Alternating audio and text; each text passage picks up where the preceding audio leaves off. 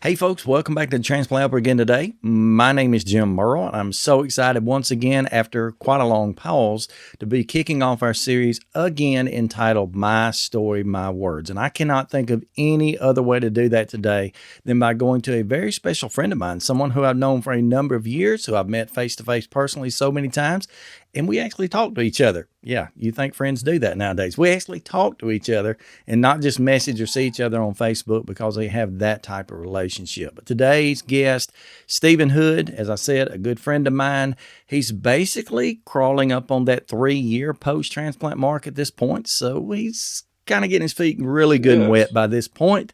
And I just wanted you to hear his story, basically. So, Stephen, with that being said, how about tell us a little bit about yourself, maybe your family, your caregiver, whatever that is. Well, one, I'm glad to be here, and secondly, uh, it's exciting to tell the story because I think so many people need to hear. But my wife and I, Sherry, live in a little town called Spruce Pine, which is northwest Alabama. We have 3 grown children, 3 grandchildren, which the grandchildren keep me busy, but I wouldn't have it any other way. Sherry has been with me as I'm going through this stuff. She's been there every step of the way, which she's a friend, wife, caregiver, all in one. And the background on me is really, I had cancer in 04-05. I was told I had stage 4B non-Hodgkin's lymphoma. And that kind of put my health into a tailspin. I was, had a career working, doing, and all of a sudden it all came to a halt with chemotherapy all through 05. But the thing that's carried me through is my faith. I can't stress enough how much every step of the way people have asked, were you scared? Were you worried? And it's like that peace that I know you have that you can't explain. It's beyond beyond explanation. But those all kind of led me to the health issues that led me to basically the heart attack that I had in September 27th of 2016. I remember it vividly because you can't ignore a butcher knife feeling like in the back of your shoulders, But I basically, they said later I had the widowmaker. Okay. The left side of my heart was basically destroyed. Went in, had 2 stents put in, and was put into the parameters of then I realized my heart function, my muscle was so badly damaged that it was just continued to lose energy. My heart muscle just continued to deteriorate, which led me to the heart transplant team. But first, Dr. Chapman and my care, and I had to go to the defibrillator, the pacemaker, all those steps to try to keep what I had working, and it basically just deteriorated to the point where there was no other options. Right. There kind of hits for a lot of us. There hits that point where you're pushed up in a corner. There are no options, and that's just where you have to go. I crossed paths with you a little bit later than that. Obviously, there were some tremendous challenges there from 2016 on a little bit, but I crossed paths with you later than that. I walked into a random hospital room over at UAB Hospital on the transplant unit. Typically what I would do in that case, I just came over a couple times a week for that. And I'd walk up to some of the nursing staff, and they would generally, of course, they're HIPAA safe or whatever you want to call that, compliant, but they would point at doors. They would say, you need to go talk to that fella. And of course, so I would do that. And I was thankful because one of the things that impacted me when I walked in your room to begin with that you just mentioned was your faith and your trust in God and how much he was willing to carry you through. But by the time we crossed paths, you were in the transplant process at some point. Tell us a little bit about how you were first introduced to that. Well, with the deterioration of the heart, I put in the hospital in May of 18, and was told that something had to happen. I was on a balloon pump, laying flat in bed for about a week, and I'll never forget a doctor, coming in and saying, we've waited as long as we can, and that's a jolt when you're laying there. It's bad. So I basically signed paperwork that they said if a heart becomes available, we'll do that. Sign this other paperwork. Do an LVAD was what was the process going to be. Right. Sign another piece of paperwork in case I needed a left and a right LVAD. So I went into the surgery not knowing, and not understanding, but I woke up and like I said, June the 5th of 2018 with a LVAD. Yeah. And that was the pain there was more than really later with the heart, because it was such a jolt, such a change of suddenly my freedom. Right. To now I'm on batteries and understanding how all this worked. But through that process, again, you learn to lean on others. And the team there really helps explain everything, the coordinators, the doctors, but I also learned that it's like you and Frankie and others have said, we're a family. Right. And, the process of getting through the LVAD, well, I had it in June, and you have to come off the transplant list when you get an LVAD, which your emotional part of this is something you really have to prepare for. And so in November the 12th of 2018, I was put back on the transplant list. I had done so well, instead of 6 months back on the list. 8 days later, November 20th, I received my heart. Wow. I didn't realize it came that quickly after being taken off, put back on the list, which thankfully, Yes. to answer anybody's questions about that LVAD process, it's a little better now. They're Yes. more willing now. They take you off for less time. They're more willing now to open up, and depending on your transplant center, they'll do differently anyway, but Right. you don't have quite as long a recovery time as far as whether or not you can get a transplant or not. You're not status 7 for so long like you were. That was, you said 6 months. That's what they were kind of looking for Right. back then at UAB. So, but Right. thankfully you got on the list and got that heart pretty quickly then, it sounds like. Yes. And it's kind of the faith again, is people wonder how it worked. Well, I was expecting that midnight phone call. Right. I'm 2 hours away. I actually was in the hospital on the HTICU floor because I had a fever. I had an infection. And they had cleared that infection had been giving me antibiotics.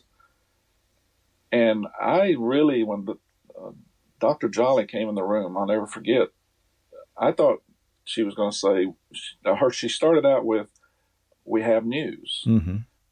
I thought that meant, okay, we know what the infection is, or I'm going to go home, or what's the plan? And she looked at me and said, "We have a heart."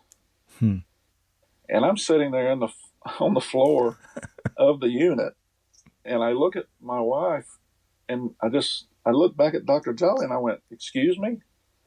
It was that kind of shock, that I had, and she still says it's the most strange reaction she's ever had. Yeah.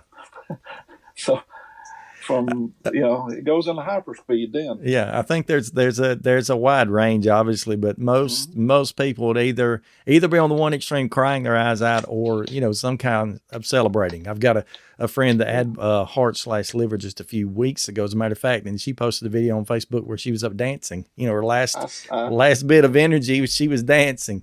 You were not anywhere near either of those extremes. Then you were just in shock.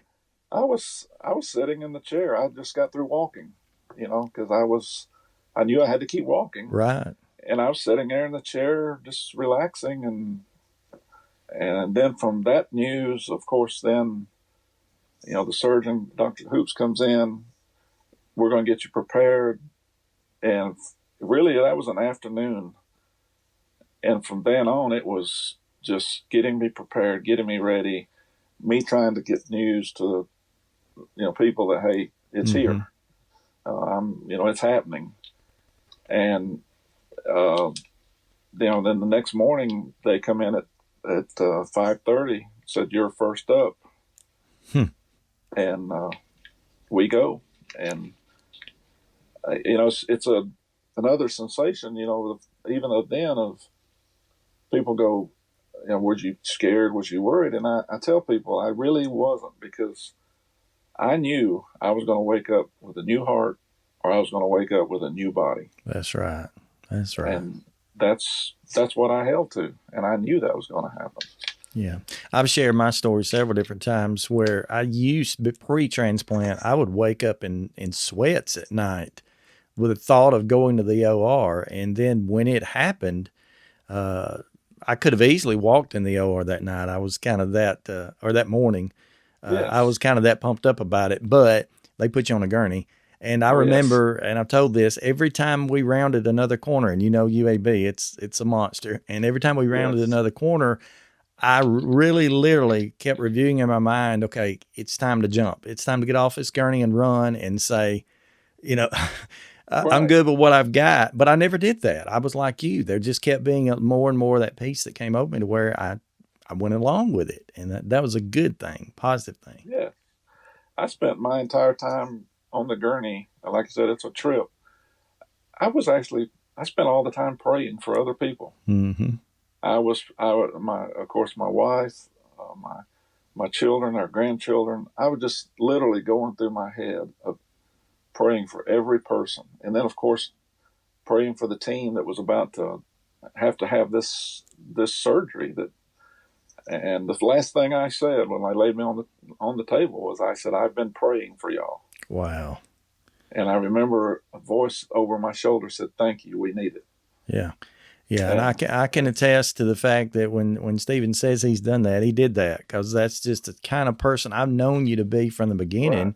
And that's just a comfort and a peace that, without God, people just don't have that. And right. These surgeons, we think about them sometimes wrongly, medical people, yes. We think, well, they're such scientists till they deny God. And some do. There are some that do, but at the end of the day, it's like Dr. McGiffin told me. He's the one who did my surgery. He was gone before you came around to that right. point. But Dr. McGiffin told me, he said, I've never stood alone in an operating room. And right. he knew what I meant, and I knew what he meant, Yes. And that gave me confidence within itself. Yeah. And, through this process, of course, then, like I said, stepped in going into the part of, I'll never forget when you came through the door and introduced yourself. It was like, and I'll never forget, I think you said, do you have any questions or anything I can help you with? And that was so comforting post-wise, because you're not alone then either. Yeah.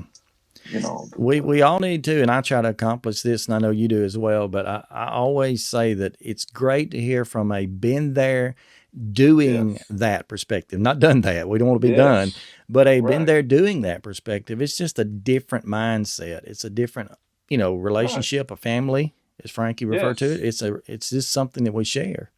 Right. And we can lean on each other. Like I said, me and you talk, right. We don't just message. I talk to others. I send text messages to others, just to try to check on them.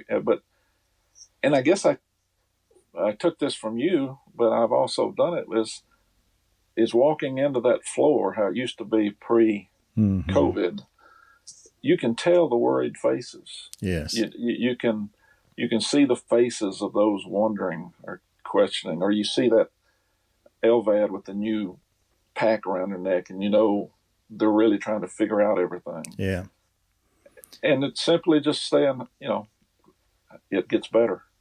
Well, I've had a lot of situations where I've walked in and I'll, do you have any questions? Of course, if they don't, I try to continue to kind of give them the questions with the answers. But a lot of times people will say, no, I can't think of anything or whatever. And I'll say, well, here's my card, here's my cell number, whatever. I walk out. And there's been several times I've not got back to the parking deck before they'll text me something and say, "Hey, what do you think about this?" And I'm like, "Okay," kind of a Right. thumbs up, because I know that I may not have the answer, but I can at least be a support that can get them to the answer. So Yes. that's great. So basically, in a nutshell, then we know your wife Sherry is great. That's where you started. Right. Transplant was brought on by a massive heart attack coming off of Yes. chemotherapy / cancer. And your wait time amounted to just a little over 6 months, or right around Exactly. 6 months. So tell me about your recovery. I know something about that, but tell me how your recovery's gone in this roughly 3 years. It's amazing once you look back. But what you need to, day by day, you wonder if you're making progress. But the physical part I expected. Mm-hmm. The part that struck me was the emotional aspect. Yeah. That I was semi prepared for, but wasn't really. And really, that's where I've leaned on you and others, and Sherry, and my faith is. But in the recovery, the getting up, the first steps after, I always laugh at them. I said, because, in that chair with all that stuff attached to you, and they come in and go, "Okay, let's get up." And I never forget looking at them like, "We're what?" Yeah.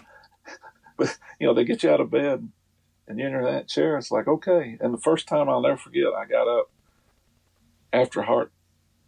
I only took 12 steps. And they were like, "You got to take more. You got to take more." But I had been ran down so much from everything. And even with the LVAD, I had just been, it just wasn't. They told me later that my organs had basically adapted to the oxygen level they were getting. So they had reduced their function. Mm-hmm. And so when I got up, I couldn't go. I had 12 steps. But that afternoon, they got me up again, and I went 30 steps. Yeah, there you go. And then the next morning, I'll never forget, 128 steps. And that afternoon, I just kept pushing myself that I'm going to double. I'm going to keep doubling. And that's what you have to do, is just have that drive. Right. Because the gift that you've been given in the recovery process all goes together, I think. Right. Because, the recovery process, of course, you're in the local you got to stay close. So you and your spouse or caregiver really are tight, because, you've got to be within 5 minutes of the hospital. So you're there. But you start walking. You got to keep walking. You go into the physical therapy, and again, a different group of people come alongside you of the physical therapy and that kind of thing to start to pushing you, encouraging you. And even on the floor, I can't go without, saying Mr. Campbell's name. Yeah. Mm-hmm. He was there, and just the influence he had on me of just pushing, not just sitting there with, LVAD and pushing yourself. And so when I got the heart, I thought of him at every step. Right. It's like walking those laps and walking by that room is like, I'm going to do another lap. Because he'd be snickering at me if I hadn't. Yeah. And we're talking about William Campbell. He's was a great friend of all of us, a tremendous supporter, encourager. I don't know what all you would call him, an inspiration to us all. But unfortunately, he, his battle was lost physically. His heart didn't come. And so we definitely mourned his loss and still do. There's a lot of times I see Miss Brenda on Facebook, his wife, and different family members. And I just, I almost want to tear up with that, but I think about the good that he did. And, I don't know what his purpose all was in being in the situation he was, but I know what was accomplished by it. As difficult and painful as it was to see him, leave this life. But wow, there are so many people in that time frame within around a year or so of UAB, that period when he was there, who said, "I could not have done it without him." Right. I would not have done it without him. So would not have. And he didn't talk a whole lot. He just he just did it. Yeah. And then you ask questions, he answered. And I really try to influence, and I try to do that myself. Just be there, available, helpful. Try to set an example. Just if I'm on that floor after the heart transplant, of walking, of knowing others are watching, setting an example of, because when you're laying in that bed, you're wondering. Right. But then when you see somebody, and you, of course, HIPAA and everything, nurses cannot say stuff. Right. But like I said, you can there's a door open, and I just would stop in the door and, hey, can I help you? Can I answer some questions? Yeah, you're the epitome of a transplant helper for sure. So your recovery process the immediate recovery was difficult. Those, 12 steps to this, to 30, to 128 or whatever you said. What about the last couple of years? I know you hit a pretty major bump in the road last year. Is that right? Yes. I was doing great. The first few months I got to walking and doing, and I was doing great. And this past right at my second anniversary in late October, I went into heart slight rejection. And Dr. Talaj, the staff is like, usually this happens in the first year. Mm-hmm. I said, well, I wanted to be different. So, but the thing is, again, the team, they immediately put you in the process of comfort of knowing you're in the best earthly hands you can be in. They jumped right on it, find out what was happening, started me on the,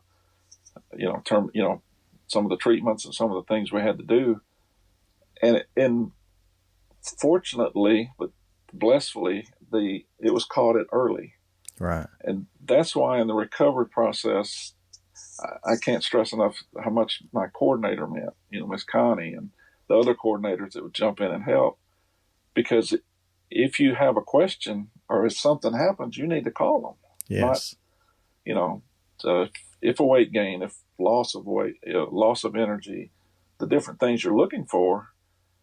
And I called early because I suddenly went from walking a mile every morning. And I never forget, I started to walk and I went about a quarter mile and I was gasping. Something bad. And I got dizzy. I came back to the house and I called. Yeah. And of course, first word was, get out, get here. Yes. And so we get there, get in the process,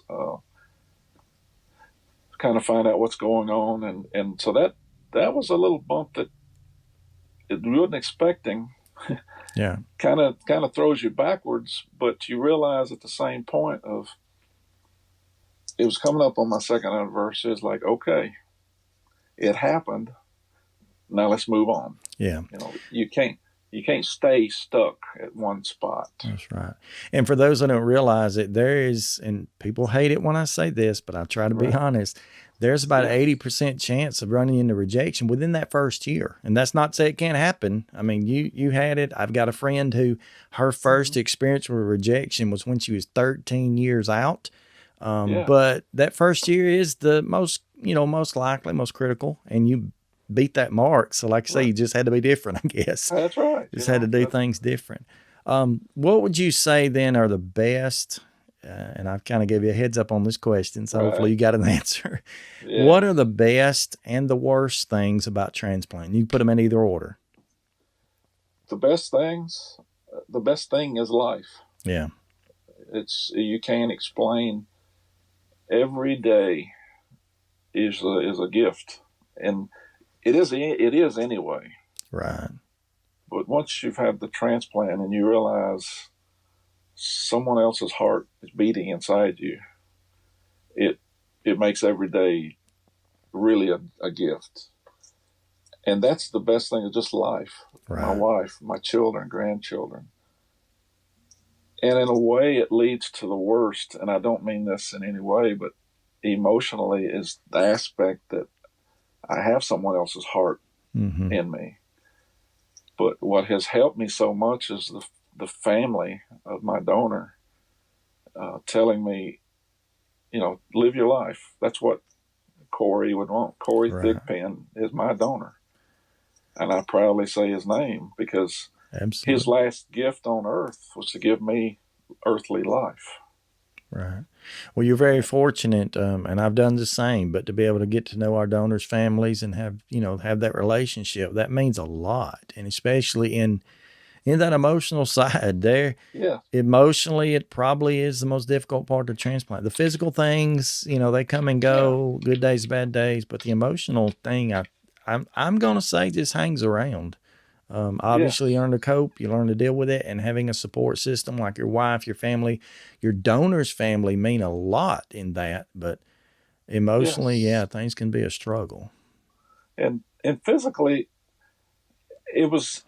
I don't mean this facetiously, but even January of this year, I had COVID, Mm-hmm. which right after rejection, is kind of a second bump. But the process of just knowing that it's going to be okay Mm-hmm. and the recovery, the physical part, you're going to get better, a little stronger every day.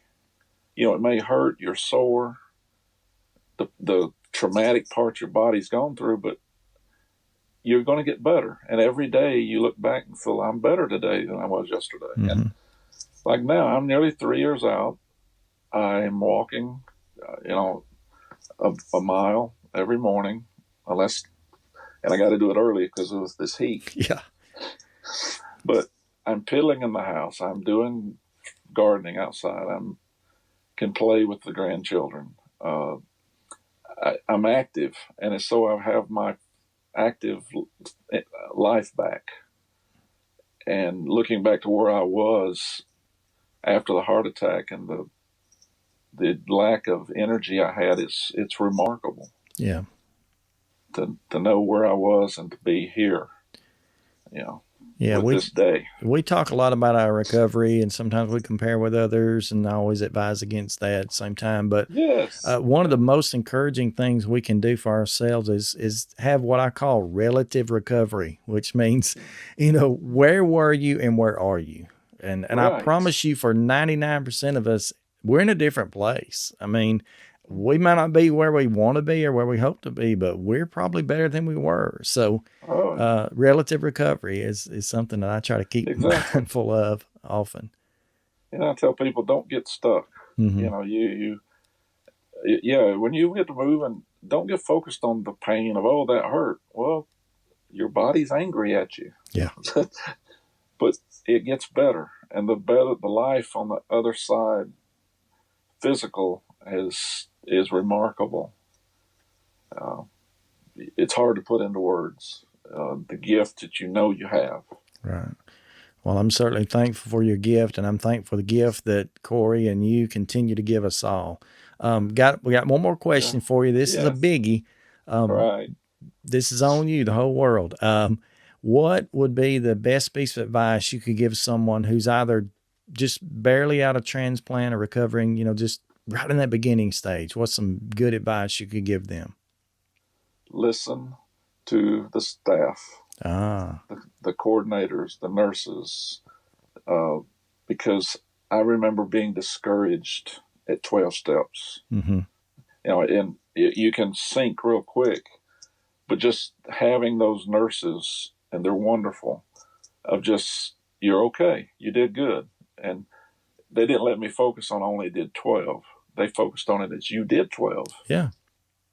And so don't don't expect you're going to jump up and go, hey, I'm doing a mile now.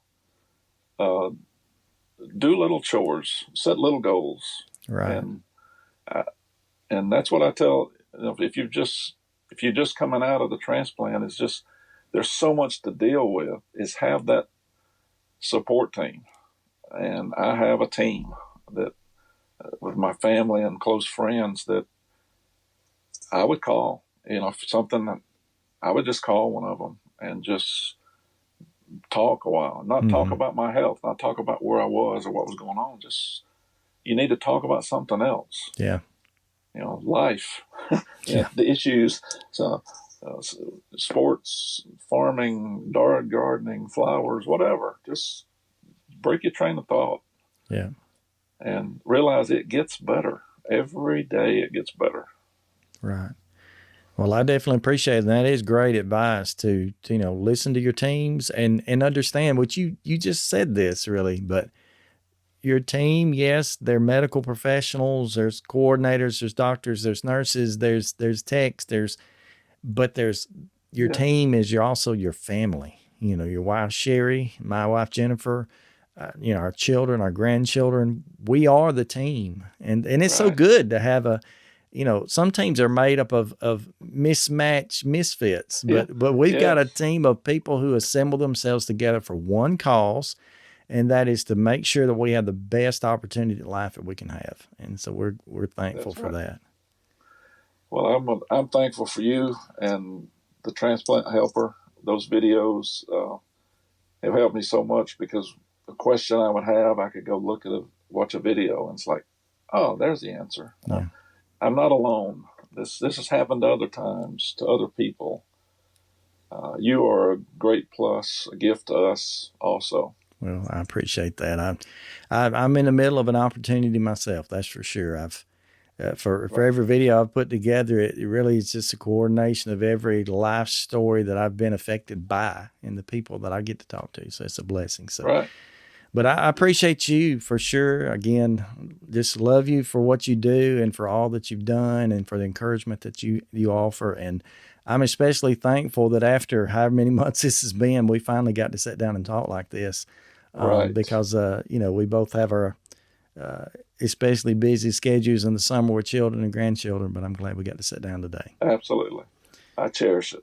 Okay. If anybody has any questions, I would love for you to put those questions beneath this video in the comments. Be sure to share this video with anyone who you think could be benefited by it. Just hearing another story of someone who gives that story in their own words. And Stephen has a great one to tell. So much we didn't get to, but I'm sure that if you have any specific questions also, that Stephen will be more than happy to get connected with you. And if you reach out to me, through the video or whatever, find Stephen over on Facebook, Stephen Hood. You could definitely benefit from that. So thank you, everyone. Thank you especially for sharing your story, Stephen. And everybody just stay together and stay stronger. Absolutely. Keep on keeping on. That's right. I'll steal yours. God bless you, buddy. Yes, sir. You too.